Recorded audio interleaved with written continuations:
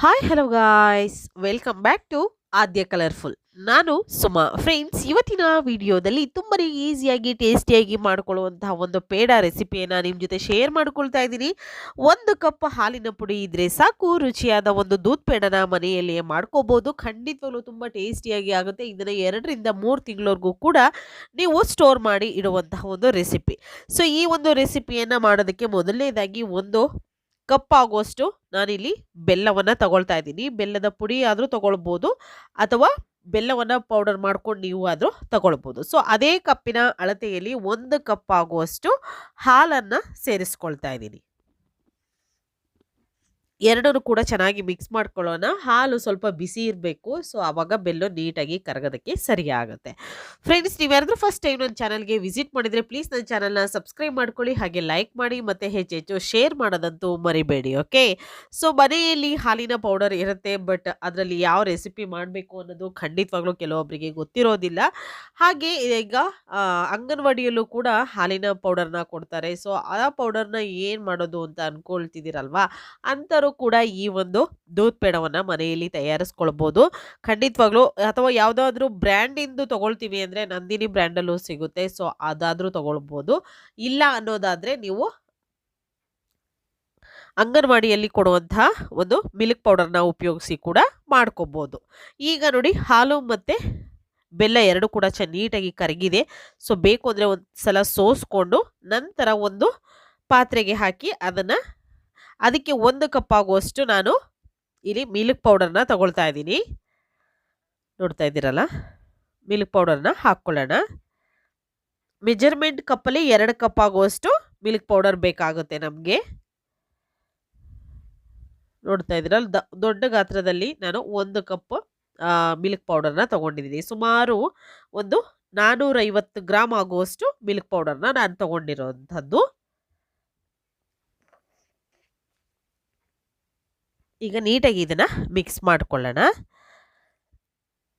ಇದಕ್ಕೆ ಎಕ್ಸ್ಟ್ರಾ ಏನು ಕೂಡ ಹಾಕ್ಕೊಳ್ಳೋಕೆ ಹೋಗಬೇಡಿ, ಇದೇ ಸಾಕಾಗುತ್ತೆ. ಫಸ್ಟಿಗೆ ನೀವು ಸಕ್ಕರೆಯನ್ನು ಉಪಯೋಗಿಸಿ ಕೂಡ ನೀವು ಮಿಲ್ಕ್ ಪೌಡರ್ನಿಂದ ಪೇಡ ಮಾಡ್ಕೋಬೋದು.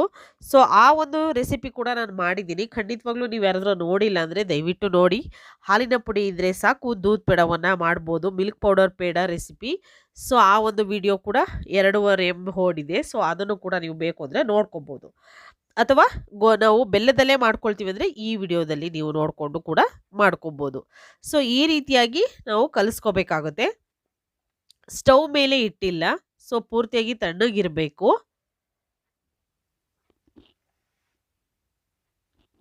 ಆಗ ಮಾತ್ರ ನಾವು ಇದನ್ನು ಮಿಲ್ಕ್ ಪೌಡರ್ನ ಹಾಕಿ ಮಿಕ್ಸ್ ಮಾಡ್ಕೋಬೇಕು. ನೋಡಿ, ಇಷ್ಟು ತಿಕ್ಕಾಗಿರಬೇಕು. ಯಾಕೆ ಅಂತಂದರೆ ಈಗ ಸ್ಟವ್ ಮೇಲೆ ಇಡ್ತೀವಿ, ಮತ್ತೆ ಅದು ತೆಳ್ಳಗಾಗುತ್ತೆ. ಅದಕ್ಕೋಸ್ಕರ ಜಾಸ್ತಿ ಫಸ್ಟೇ ನೀವು ಮಾಡಬೇಕಾದ್ರೆ ತೆಳ್ಳಗೆ ಮಾಡಿಕೊಂಡ್ರೆ ಜಾಸ್ತಿ ಟೈಮ್ ತಗೊಳುತ್ತೆ. ಅದಕ್ಕೋಸ್ಕರ ನೋಡಿ, ಈ ರೀತಿಯಾಗಿ ಸ್ವಲ್ಪನೂ ಕೂಡ ಗಂಟಿರಬಾರ್ದು. ಎಷ್ಟು ಸಾಫ್ಟಾಗಿ ಬಂದಿದೆ ಅಲ್ವಾ, ಈ ರೀತಿಯಾಗಿ ಆಗಬೇಕು. ಈಗ ಸ್ಟವ್ ಮೇಲೆ ಇಟ್ಟಿದ್ದೀನಿ. ನಂತರ 1 ಸ್ಪೂನ್ ಆಗುವಷ್ಟು ತುಪ್ಪವನ್ನು ಹಾಕ್ಕೊಳ್ಳೋಣ. ತುಪ್ಪ ಏನು ಜಾಸ್ತಿ ತಗೊಳ್ಳೋದೇ ಇಲ್ಲ ಇದು.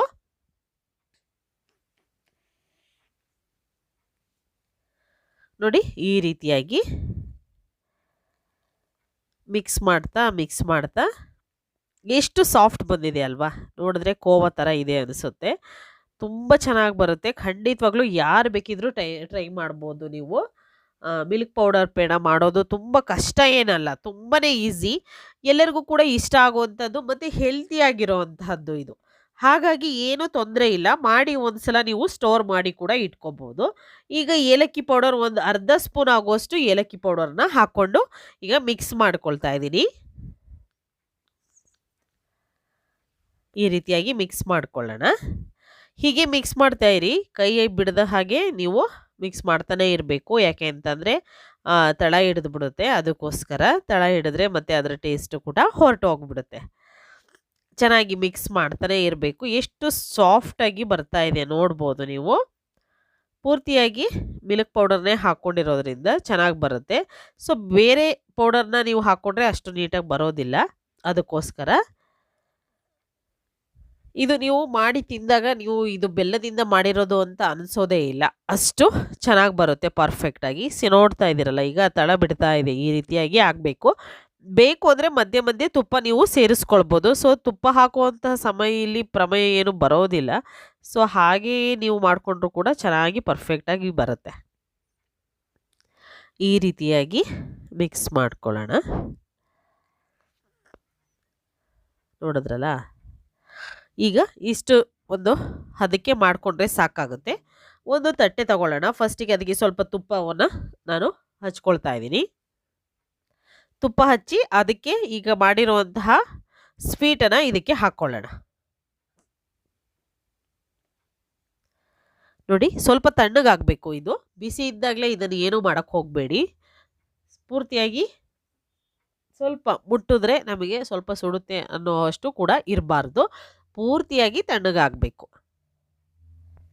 ನಂತರ ಸ್ವಲ್ಪ ತುಪ್ಪ ಹಾಕ್ಕೊಂಡಿದ್ದೀನಿ ಮೇಲ್ಗಡೆ, ಸಾಫ್ಟ್ ಆಗಿರಲಿ ಅಂತ ಅಷ್ಟೇ. ಮೇಲ್ಗಡೆ ಈ ರೀತಿಯಾಗಿ ಮಾಡ್ಕೊಳ್ಳೋಣ.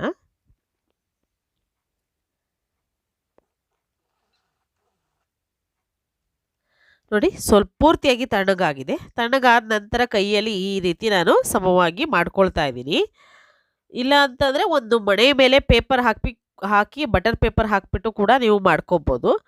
ಅಥವಾ ಈ ರೀತಿಯಾಗಿ ಮೇಲ್ಗಡೆ ಒಂದು ಬೌಲಿಂದ ಮೇಲ್ಗಡೆ ಸಮ ಮಾಡಿ, ನಂತರ ಫುಡ್ ಕಟರ್ ಇರುತ್ತಲ್ವ, ಸೊ ಫುಡ್ ಕಟರ್ನ ಉಪಯೋಗಿಸಿ ಈ ರೀತಿ ಕಟ್ ಮಾಡ್ಕೊಳ್ಳಿ.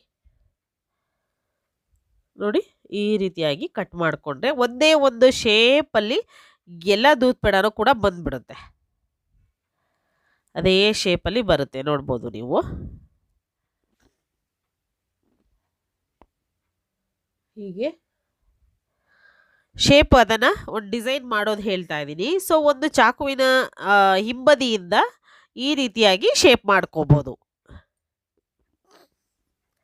ನೋಡಿ ಈ ರೀತಿಯಾಗಿ ಯಾವ ಡಿಸೈನ್ ಬೇಕು ನಿಮಗೆ, ಅಥವಾ ಹಚ್ಚಿದ್ರೆ ಹಚ್ಚಲು ಕೂಡ ಈ ಒಂದು ರೆಸಿಪಿಯನ್ನು ಮಾಡ್ಕೋಬೋದು. ಓಕೆ, ಜಾಸ್ತಿ ಏನು ಟೈಮ್ ತಗೊಳ್ಳೋದಿಲ್ಲ. ತುಂಬ ಬೇಗ ಮಾಡ್ಕೊಳ್ಳುವಂಥ ರುಚಿಯಾಗಿರುವಂತಹ ಮಿಲ್ಕ್ ಪೌಡರ್ ಅಂದರೆ ಹಾಲಿನ ಪುಡಿಯಿಂದ ಮಾಡಿರುವಂತಹ ದೂದ್ ಪೇಡ ನೀವು ಕೂಡ ಮನೆಯಲ್ಲಿ ಒಂದ್ಸಲ ತಯಾರಿಸಿ ಹೇಗೆ ಬಂತು ಅಂತ ತಪ್ಪದೇ ಕಾಮೆಂಟ್ ಸೆಕ್ಷನಲ್ಲಿ ತಿಳಿಸೋದಂತೂ ಮರಿಲೇಬೇಡಿ. ನೋಡಿ ಎಷ್ಟು ರುಚಿಯಾಗಿ ನೀಟಾಗಿ ಎಷ್ಟು ಒಂದು ಸ್ಮೂತಾಗಿ ಬಂದಿದೆ ಅಂತ ನೋಡಿದ್ರೇ ಗೊತ್ತಾಗುತ್ತೆ. ತುಂಬ ಈಸಿಯಾಗಿ ಮಾಡ್ಕೊಳ್ಳುವಂತಹ ಮಿಲ್ಕ್ ಪೌಡರ್ ಪೇಡ ರೆಸಿಪಿ ರೆಡಿಯಾಗಿದೆ ಫ್ರೆಂಡ್ಸ್. ನೀವು ಕೂಡ ಮನೆಯಲ್ಲಿ ತಯಾರಿಸ್ತೀರಾ ಅಂತ ನಾನು ಭಾವಿಸ್ತೀನಿ. ತಯಾರಿಸಿದರೆ ಖಂಡಿತವಾಗ್ಲೂ ಹೇಗಿತ್ತು ಅಂತ ತಪ್ಪದೆ ಕಾಮೆಂಟ್ ಸೆಕ್ಷನಲ್ಲಿ ತಿಳಿಸೋದಂತೂ ಮರಿಲೇಬೇಡಿ. ಇವತ್ತಿನ ವಿಡಿಯೋ ಸ್ವಲ್ಪನಾದರೂ ಇಷ್ಟ ಆಗಿದ್ರೆ ಚಾನಲ್ನ ಸಬ್ಸ್ಕ್ರೈಬ್ ಮಾಡ್ಕೊಳ್ಳಿ ಫ್ರೆಂಡ್ಸ್. ಓಕೆ, ಇವತ್ತಿನ ವಿಡಿಯೋನ ಇಲ್ಲಿಗೆ ಮುಗಿಸ್ತಾ ಇದ್ದೀನಿ. ಮತ್ತೆ ಇನ್ನೊಂದು ಹೊಸ ವಿಡಿಯೋ ಜೊತೆ ಬರ್ತೀನಿ. ಅಲ್ಲಿವರೆಗೂ take care, bye, see you.